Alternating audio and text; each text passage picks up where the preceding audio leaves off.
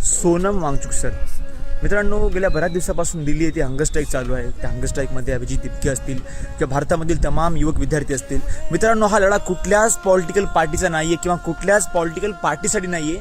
हा लढा फक्त आणि फक्त विद्यार्थ्यांचा आहे, विद्यार्थ्यांसाठी आहे. तर मित्रांनो, बरेच पॉलिटिशियन्स म्हणत आहेत की याला पॉलिटिकल टच आहे किंवा पॉलिटिकल व्ह्यू आहे. काहीच नाही आहे. हा लढा फक्त शिक्षणासाठी आहे.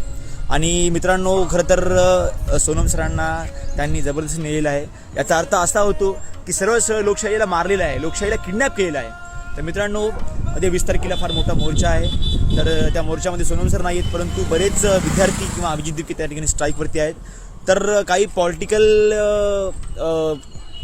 म्हणण्यापेक्षा काही पॉलिटिशियन्स आणि काही सेलिब्रिटीज त्या ठिकाणी व्हिजिट करत आहेत किंवा त्यांना होईल तसं ते प्रोटेस्ट करत आहेत, सपोर्ट करत आहेत.